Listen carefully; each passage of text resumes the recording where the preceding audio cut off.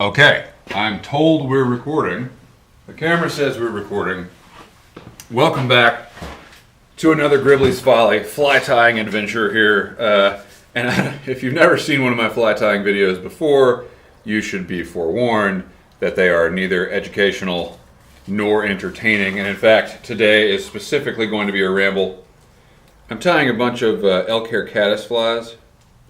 Not that I actually need any more elk hair caddis flies, I just need to tie some flies. So I'm sitting down here in the garage. I got the kerosene heater fuming away to my right, and I have some very hot coffee. Actually, it's not that hot. Let's freshen that up. And a pipe to smoke, and some heavy thoughts weighing on my mind that I wanted to ramble about. So let's talk, shall we? How do you feel about a moral obligation to physically intervene in a mass shooting? Now, that's a fancy way of saying... It's a fancy way of saying, I'm wondering if I should buy a more capable firearm. The backstory is, for many years, I was basically Captain Firearm USA. Super big proponent of the Second Amendment. I still consider myself such, although I'm sure some would disagree, because I did quit the NRA long about the time old man Nugent got involved. And I generally find the right-wing lobby, the political lobby, to be fairly useless. Guns are an issue for me in which the public has spoken, and they won't be defied. I think gun control is DOA in this day and age. And anyway, I don't want to get involved in the politics of it so much as saying that I used to be a much more fervent, if not inarticulate, advocate of firearms ownership. And then I had a kid, and I recognized about myself a couple of things, but chief among them being, I don't have what it takes to responsibly keep a firearm ready with my kid around. I just don't. And I'm willing to admit that, and I would much rather keep my kids safe than fight off some sort of imaginary demon of a burglar or a rapist or whoever coming into my house to kill me. I think that as much as I believe in the right to bear arms, I think most of the scenarios in which people engage to justify the bearing of arms, pure fantasy. But we got to talk about something while we're tying flies, right? So let's talk about it. I used to own a black rifle. I used to own a centerfire handgun. I own neither of those things anymore. And really the kid has been mostly responsible for that. But you will notice as of late, I mean, in my video about the Texas church shooting, I said the only thing we can do is be nice to each other, basically. And I've always had this streak of really annoying pacifism that gets in the way of most of what I want to accomplish in life. And, is it time to apply should I get rid of the rest of my guns? I don't think so. I mean, I like going squirrel hunting. I like target shooting. But I vacillate. Should I buy more guns? Should I go the other way? Because I live right down the street from a church, 100 yards away from a church. And if I heard gunfire, it's Sunday morning. If I heard gunfire in there right now, what am I going to respond with my bolt-action squirrel gun? So,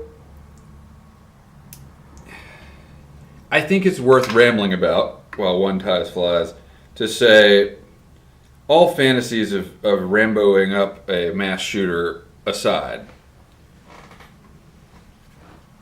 if you were to find that situation presenting itself to you, what would you do?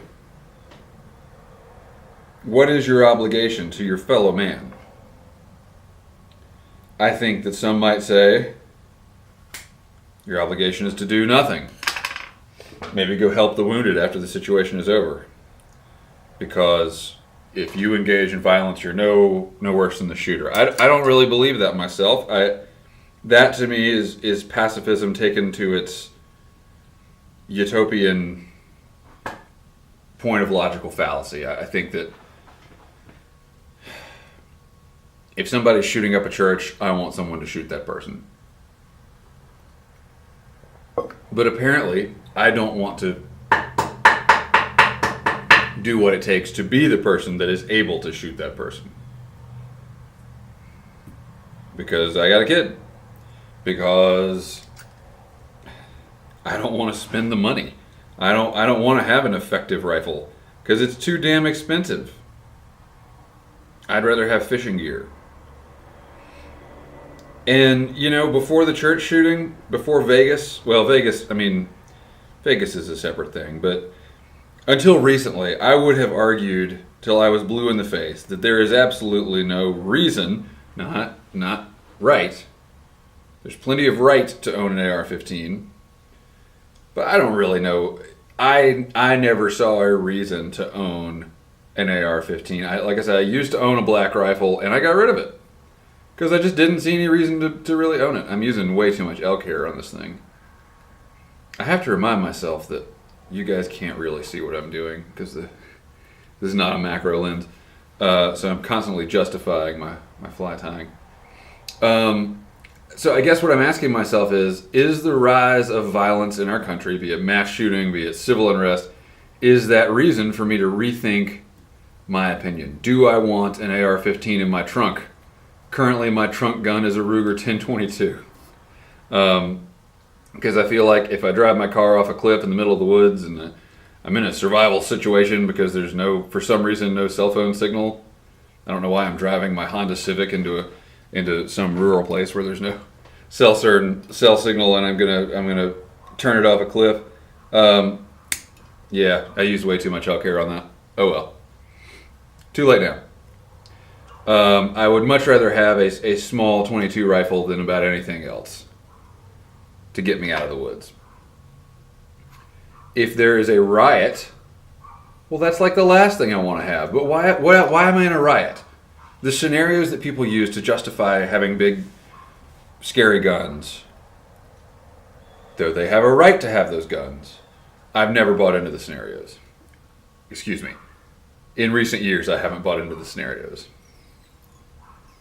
So now I'm afraid of buying into the scenario here. I'm afraid of being like, well, we should all prepare ourselves to deal with this kind of violence. That's a reach for me. But it's also a reach to say that'll never happen anymore. It happens so frequently now that I think that's risky to just say it'll never happen to me. I am probably one of the least likely people to ever need the use of force in my life. I'm white, I'm fat, I'm a man, I'm big. I'm on the safest part of the bell curve. I live in a racially and economically homogenous city, in a very safe neighborhood.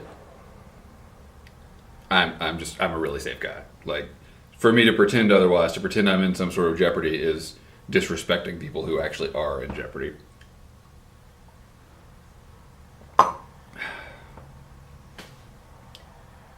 But it happens to somebody all the time. So, I don't know. What is our moral obligation? These are the things that keep me up at night, y'all. Not my retirement benefits, because I don't have any. Or let's see, how are we going to fix the roof? When are we going to put a new roof on it? I mean, it only leaks when it rains. So I'm not that worried about it. But I do worry about, like, what would I do? What would I do in that situation. And before I'm hard on myself for worrying about things that are very unlikely, I think everybody in America is worried about that sort of thing right now. Everybody in America is thinking, what would I do if it happened to me or to someone near me or in a situation where I was? What would I do? The Washington Post even had an article about sort of the tactical, hesitate to use the word, but the tactical best practices in a mass shooting. Of course, none of them were return fire immediately, which is what I consider to be, I mean, I feel like I've never been in combat, but I've shot enough guns, been around enough guns shooting, and I've played enough paintball to know that if someone shoots at you, shoot back at them. And that's always sort of conveniently left out of these discussions by the mass media. The run, hide, fight thing. I'm not saying that's bad advice, but I think it's a lot better to fight with with an effective weapon than it is with like the arm from a paper cutter or something. But yeah, when the Washington Post starts running "What do you do in a mass shooting" articles, everybody's thinking about it. So I'll leave it at that. What should we do? What is our moral responsibility to protect ourselves and others? What are your strategies for protecting yourself and others? And how do you keep those strategies from completely counterbalancing your life? Because, like I say, I don't have a gun a gun at the ready because I have a kid. How do you balance these things?